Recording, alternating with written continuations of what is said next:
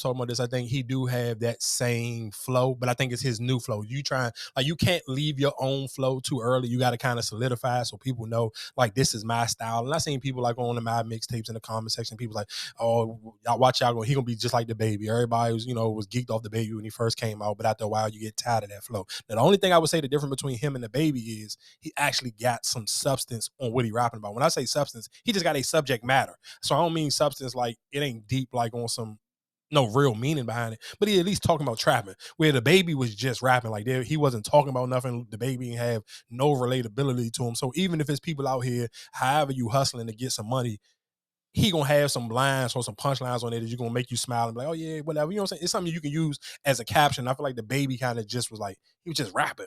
He made good songs and he was just rapping, but he really wasn't talking about nothing. Like, he had no relatable lyrics at all, where I feel like for Boss Man D-Lo. But you still want that baby success? No, if you saying it's gonna be over, you're like, I don't want to be. And the reason, and I'm glad you. But I only say it's. But do you feel like it's over from his actions, not his talent? Either way, it's still over. And the reason why you said that, I want to play this clip right now of Jose Guapo. For people who don't know who Jose Guapo is, just go back maybe a couple of weeks when we was talking about the Migos, and we was just talking about like Skipper the Flipper, Rich the Kid, like other people who used to be around the Migos.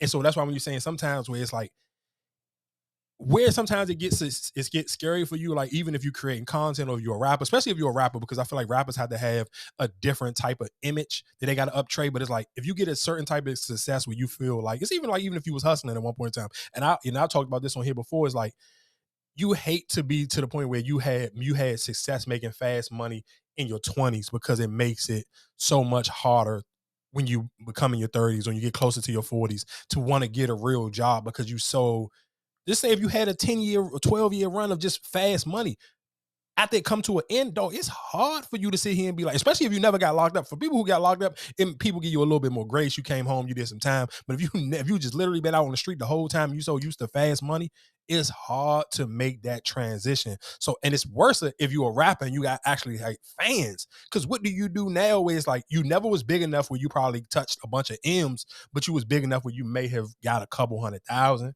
You might have even actually had 100,000 at one time. But because you thinking, okay, I'm cool, I'm hot right now, and then you ain't hot no more. So it's two stories that we could tie this into.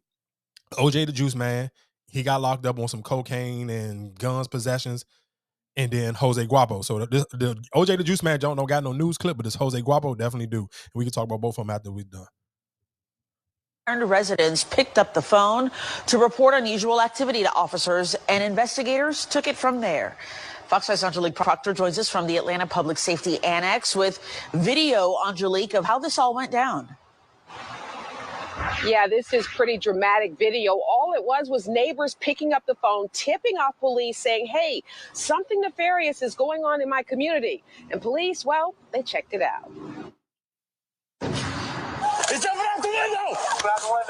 Get on the ground! This APD body cam shows suspects desperately scattering when police arrived at a suspected drug house on Oak Knoll Terrace in southeast Atlanta. And one's on the roof, they're running south.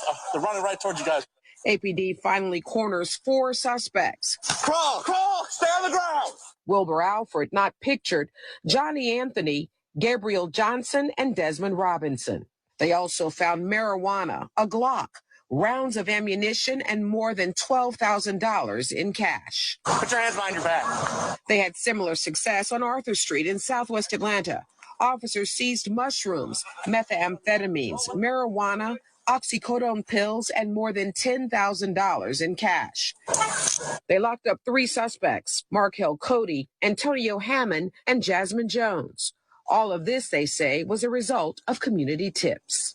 Our officers were able to serve at least 3 search warrants for narcotics. The community members called in tips to Crime Stoppers as well as to our narcotics division. The third bust happened at an apartment on Noble Creek Drive in northwest Atlanta.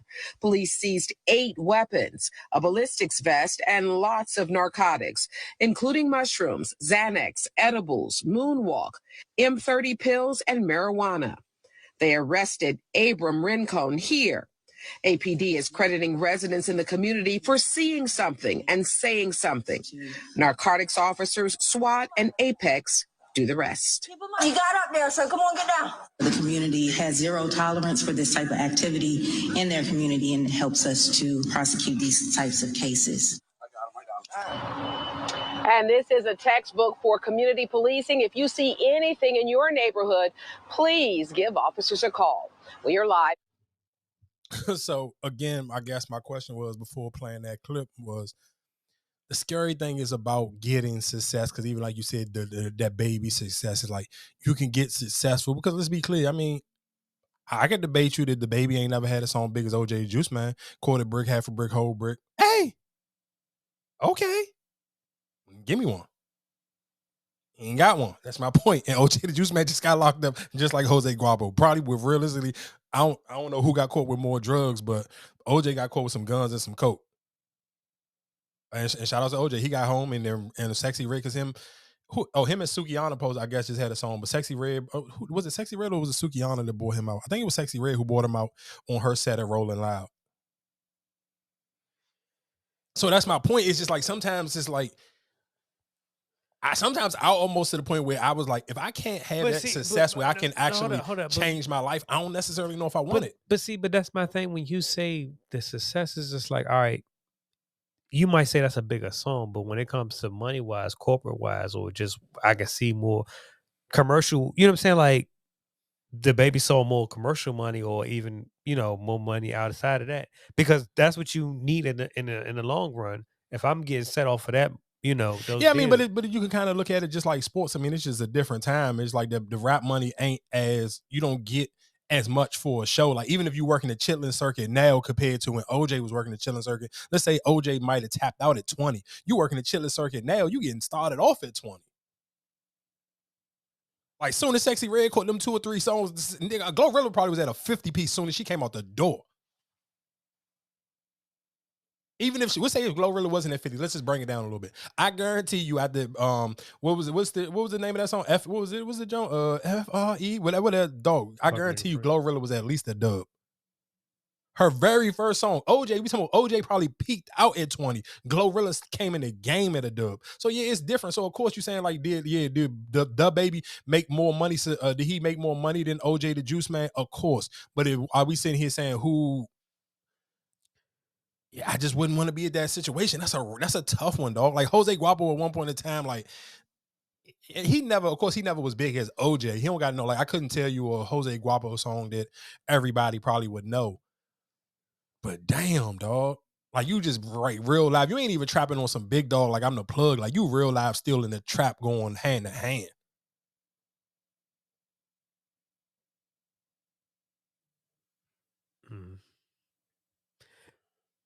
It get rough, dog. Like I'm not gonna hold you. Like, yeah, there's just something to think about sometimes. Like everybody, again, I always talk about it. Everybody want this success. You pray for it. You be like, damn, I can't wait to get this. But then it's like, are you really ready for your moment? And then what happened if you get the moment and you don't get it how you think you need to get it to kind of really change your life? So just because we talking about on the whole locked up situation, you rather have OJ or what's your man in the club guy with the gun, Pooh Icy? What you mean? What you asking me? Like who would you rather like? Because I mean, success wise, I mean, Pooh Icy song that what's the name song? I mean, because I think it's a time thing. It's almost like sports again. It's like Pooh Icy just came out at a better time. Like he probably realistic. The crazy thing is Pooh Icy probably made more money on that one song than OJ made his whole rap career. That's why I said. But I'm just going. But that's because the crazy thing is time though. Like that's the crazy thing is like it's just like sometimes you can be like timing could be like better than skill. What Nelly said.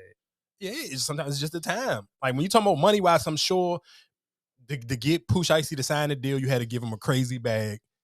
And then he probably made an OD crazy bag off of just the royalties on Get It Back in Blood. Like for people, you know how people complain about your numbers got to stream a crazy amount, you got to stream this, that, and the third. But for somebody like Pooh Shiesty, he probably got all of those numbers that you needed to get, and especially even him getting locked up. So yeah, it's like that's what I say. I mean, because how you look at what success is, and you just said even with the baby. So I'm just like, all right, you put Pooh Shiesty, well, I feel like might be more of an equal time frame. Because OJ and Juice Man wasn't no years. It was probably just like a season, right? Nah, OJ probably had him a good little mixtape run. He probably at least had like, So that's what I'm saying, like a season. So you might have been like spring to summer. nah, I'm gonna give him a long. I'm gonna say like, we talking about a hot run where OJ probably was consistently going. He probably did. Spring to summer. No, I'm gonna say at least 2 years. A whole year? I'm talking a whole. Yeah, hell yeah.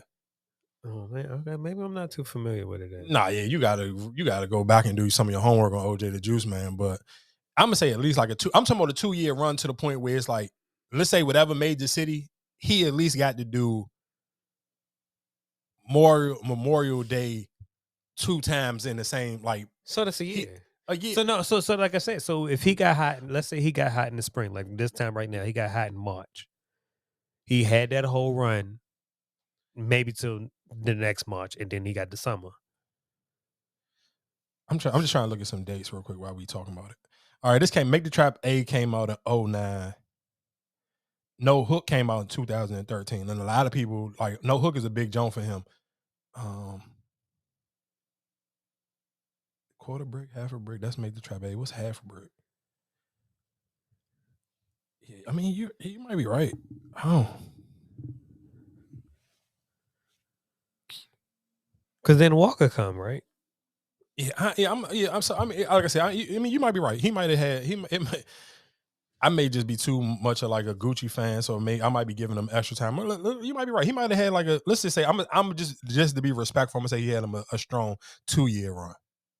But you probably right. It might have been more realistically closer to a year. Like we talking about hot, where it's like. Cause he even had like Jada Kiss on his album. Like so you got to think when he from Atlanta, he was underground. Mhm. He had Jada on that first mainstream album. So like, yeah, that's a good one. I mean, that's a good one. That's a good one to kind of think of. I guess to kind of just the close.